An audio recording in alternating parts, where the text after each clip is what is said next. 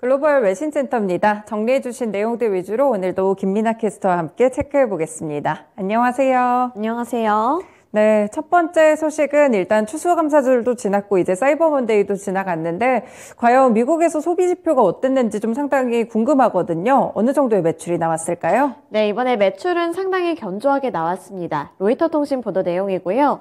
Cyber Monday set sales record as shoppers splurge on toys and electronics report. 네, 이번에 어떠한 성적을 거뒀는지 자세한 코멘트 통해서 살펴보겠습니다. 미국의 사이버 위크 기간 동안 소비자들의 지갑이 크게 열렸습니다. 미국의 최대 온라인 쇼핑 행사인 사이버 먼데이에 소비자들이 총 113억 달러, 하나로 약 15조 400억 원을 지출한 것으로 알려졌는데요.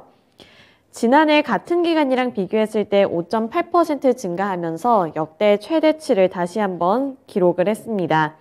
이 어도비 디지털 인사이츠의 분석 내용에 따르면 공급 과잉과 소비 지출 악화라는 환경에서 이 소매 업체들은 대형 할인을 통해 수요를 끌어들였다고 분석을 했는데요. 덕분에 온라인 매출이 예상보다 높게 나왔다고 분석했습니다. 이번에 미국 소매협회에 따르면 추수감사절에서부터 블랙 프라이데이 그리고 사이버 먼데이까지 이른바 사이버 5주간 동안에 역대 최다인 총 1억 9,670만 명이 쇼핑에 나섰다고 하는데요. 쇼핑을 한 사람들의 수치 또한 지난해와 비교를 했을 때 9% 정도 증가를 했습니다. 이 사이버 위크 전체 기간 동안의 총 매출을 살펴보더라도 지난해보다 3.7% 증가를 했고요. 351억 7천만 달러, 하나로 약 46조 8천억 원에 달할 것으로 추정이 됐습니다. 이번에 약화된 환경 속에서도 많은 할인율 때문에 쇼핑객들이 늘어났다는 분석이 나왔는데요.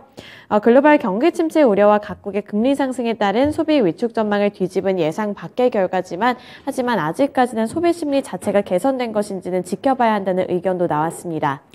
네, 일단 매출 자체는 나쁘지 않았는데 인플레이션 영향이 약간은 있었던 것 같습니다. 이런 부분들까지 좀 살펴보셔야 될 것 같은데 조금 더 자세하게 두 번째 소식 보면은 이 소비자 신뢰 지수에 대한 지표들도 나왔더라고요. 조금 더 객관적으로 볼 수 있을 것 같은데요. 네, 그렇습니다. 로이터 통신 보도 내용이고요. US Consumer Confidence at 4-month low. House price inflation slows.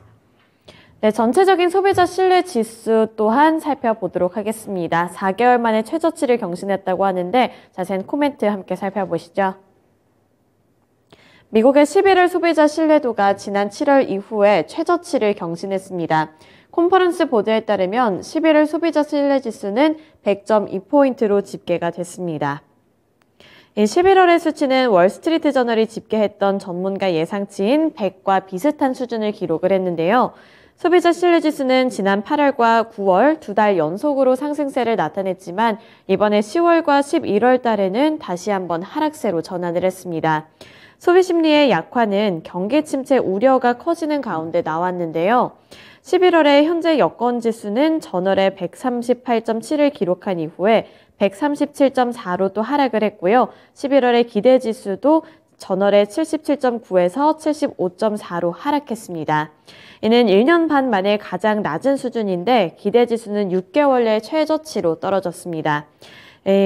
현재 여건 지수는 현재 사업 및 고용 상황에 따라서 이 소비자들의 평가를 반영을 하는데 기대 지수의 경우 소득과 비즈니스 그리고 고용 상황에 대한 단기 전망을 보여주는 만큼 이 단기 전망 또한 약간은 약화되고 있다고 분석을 해볼 수 있습니다. 컨퍼런스 보도에 따르면 11월 소비자 신뢰지수의 하락은 최근 유가 상승에 기인했을 가능성이 크다면서 현재 여건 지수가 추가로 하락을 해서 연말로 갈수록 경제가 모멘텀을 잃었음을 시사한다고 분석했습니다.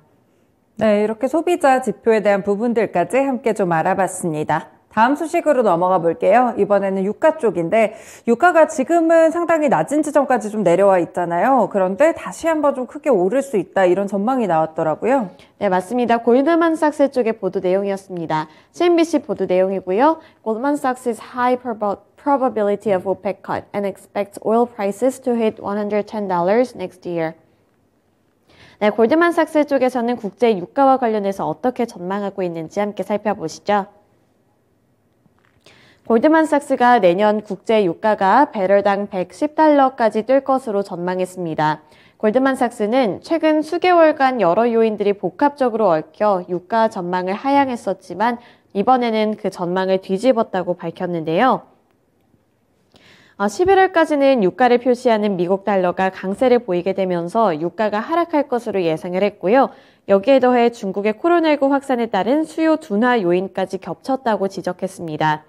이때까지만 해도 오펙 플러스의 10월 감사는 큰 변수가 되지 못했다고 덧붙이기도 했는데요.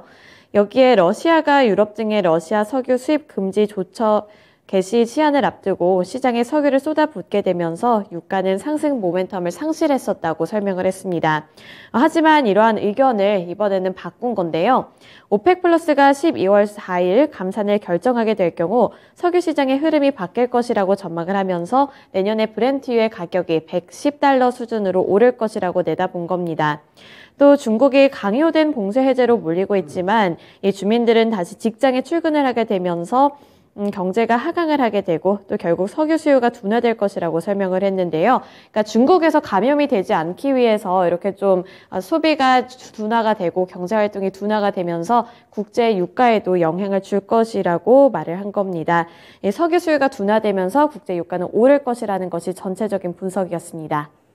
네, 이렇게 국제 유가에 대한 전망들까지 함께 좀 체크를 해봤습니다. 마지막으로 좀 개별적인 소식이 될 것 같은데 지금 머스크가 이제 보유하게 된 트위터 측과 애플 간의 갈등이 좀 불거지는 것 같아요. 네, 맞습니다. CNN 보도 내용입니다. Elon Musk claims Apple has threatened to withhold Twitter from its App Store. 네, 일론 머스크와 애플 간에 어떠한 분쟁이 있는지 기사 내용 통해서 살펴보겠습니다. 트위터를 인수한 머스크 CEO가 애플과의 전쟁을 선포했습니다. 머스크는 애플이 트위터에 대한 광고를 중단하고 아이폰 앱스토어에서 트위터를 퇴출하려고 한다고 주장했는데요.